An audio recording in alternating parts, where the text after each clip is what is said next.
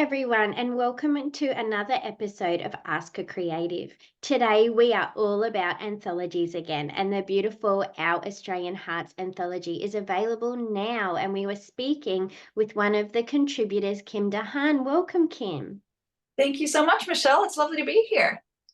This is such a gorgeous anthology, and I didn't realize I mean, it was in the title, but how it's really showcasing amazing Australian illustrators who are these magical unicorn creatures who seem to be able to do everything. Like they do the words, they do the pictures.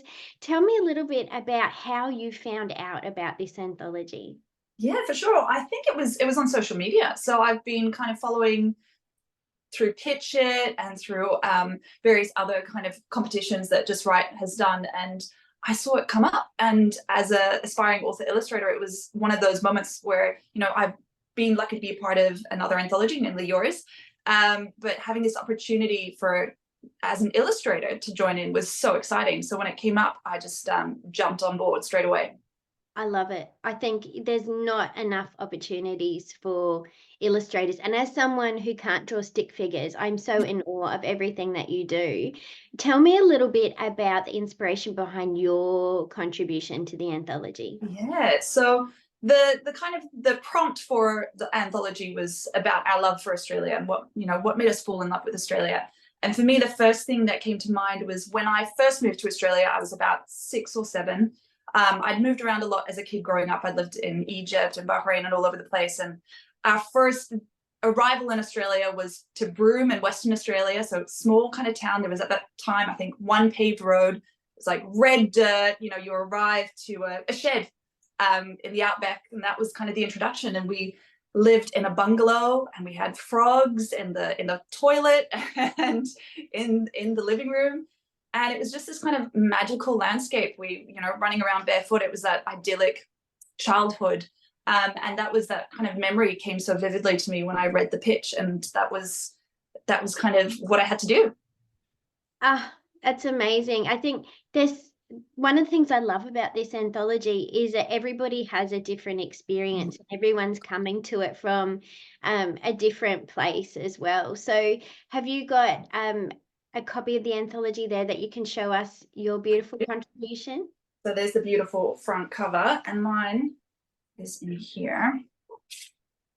So it's called The Last Dinosaurs. Let me see if I can get it all on there. And so that's the bungalow that I grew up in. I looked at old family photos, and it's got some of the lizards and wildlife that we got around our house, and that's kind of based on me there, letting the frogs go back into the pond. So that was kind of celebrating the flora and fauna and the Aussie landscape that I kind of got introduced to. That is stunning. It looks like it's the start of a picture book. It's beautiful. Oh my goodness. That's so lovely. And so for you, just for the people who are watching, who we have a lot of aspiring authors and aspiring illustrators and magical unicorn creatures who can do everything. But for you, what comes first? Is it the pictures or the words? You know what? It seems to be a bit of both. I started drawing, so that's what I've always done. So for me, I'm very, very visual. When I'm thinking of a story, so with this, for example, when the prompt came up, it was the visual was there, and I kind of knew what I wanted to incorporate. There was a color prompt, so I started pulling that together, and then the text started coming a little bit later. But with other times, it's sometimes the story that comes first. I love asking myself, what if questions. I'll see something, I'm like, oh, what if this happens? And what if this happens? And I can sometimes go down that rabbit hole for a while first before I start connecting the visuals.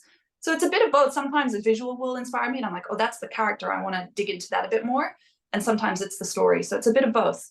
Yeah, I love that. And that's really something that I've been exploring a lot, especially the last week when I'm talking to a lot of different creatives, because I think you can get stuck in your own head and thinking there's just one way to do it. Like I need to learn the one way.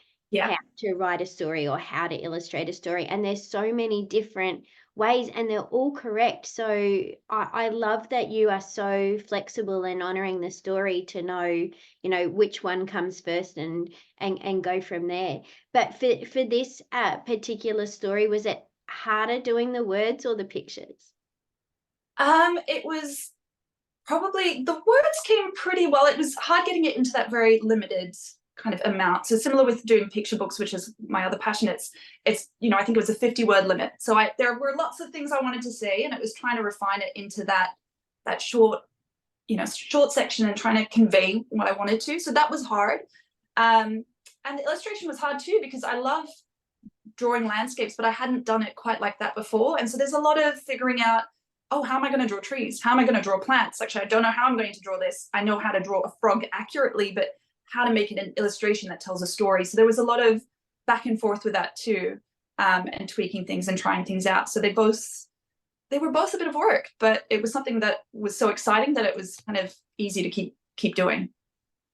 A lot of illustrators have said that this has kind of given them permission to play a little bit and maybe stretch themselves to something that's outside of their comfort zone. So they're knowing that because it's for a particular theme, they're all kind of going, "Ooh, what if I did this? And what I did this?" I love that. I love that you're really expanding what is on your portfolio. And honestly, like when I saw it, I was like, "Oh, this needs to be a picture book. This is like so gorgeous." So has it changed anything about your process, or has it inspired you in any way being part of the anthology?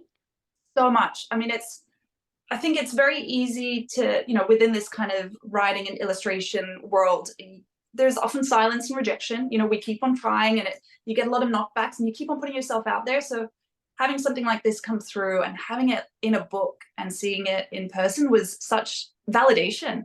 You know, knowing that other people out there actually like what we're working on and like what we're doing, and putting it in that format and seeing it was really exciting, because it just gives you that little push to just keep going, just keep, you know, I can do this. Having a beautiful illustration that I can put in my portfolio that's already started, you know, opening doors has been really exciting. So I think that was really, really motivating. Oh, it's just gorgeous. I know, like, authors and illustrators have experienced gaslighting before gaslighting was cool, right? Yeah. It was just white noise. We don't hear anything back. So it's so true, and that's what I love about anthologies. For a lot of people, it's just about getting that real world experience of what it's like, and exactly what you said. So you had to write to a format, you had to do an illustration that was a certain size, and you had to, you know, learn the craft, and that's why I'm such a huge fan of anthologies. So with the community now that you have with the anthology, do you all talk to each other, or is there like a bit of a camaraderie happening? Yeah, 100%. Well, there was quite a bit of chat, you know, in the background on Instagram and on Facebook, especially when we were starting to organize the release and talking about it, and just general excitement about being in here, being in the book. I've got one of my really good friends from a critique group who's in here with me as well, Hannah friend. So being able to share that journey with her was amazing, because we're both aspiring authors and illustrators, and this was our first, you know, book, apart from the beautiful Hot Diggity Dog, which was my writing, was in there as well. But this was like, having both in there was really cool. And we just did we did a podcast interview yesterday with a few of us. And so that's really helping to build that network as well. And I think that's just the amazing thing about the Kidlit community, is it is just so supportive, and having people you can talk to about the process and share your excitement with, as well as, you know, the disappointments, is amazing. I think it's been the most impactful thing for me about this whole journey, has been finding people that I really can connect with and talk with and share that creative journey with. So that's been really amazing. I love that, because there's so many of our family and friends who just have no idea what we do. Like my Yeah. husband still says I write fairy stories. That's my job. Yeah. And go, "What does your mum do?" "Oh, she makes stuff up."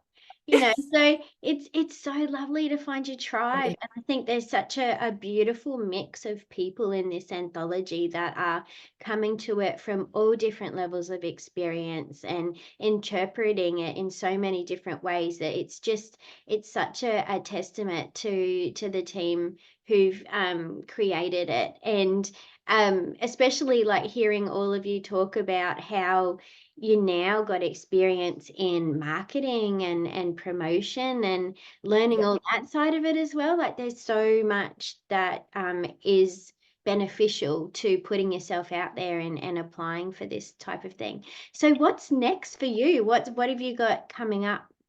Yeah, I'm working on illustrating a book for a good friend of mine that I met through one of my critique groups. So she's self-publishing a picture book.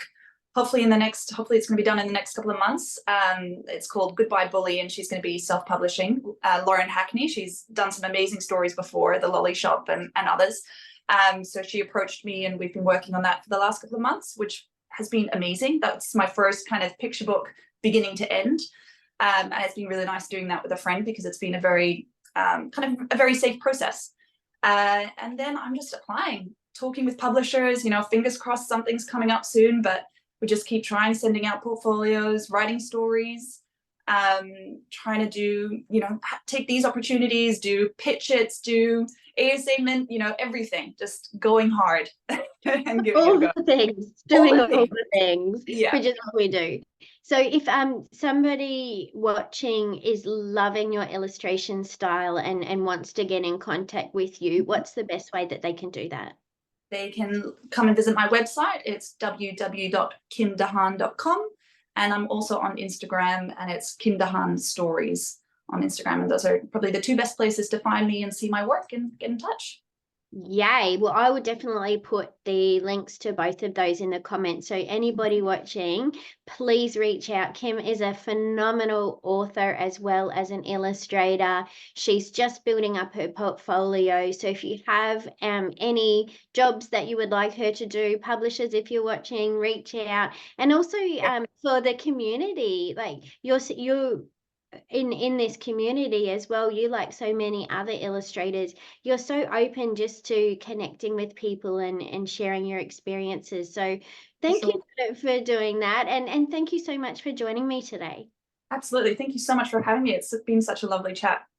Oh, I've just had so much fun sharing the Our Australian Hearts anthology with you. Make sure that you check out the other interviews with some of the other contributors, and we will see you next time on Ask a Creative. Bye. Thank you.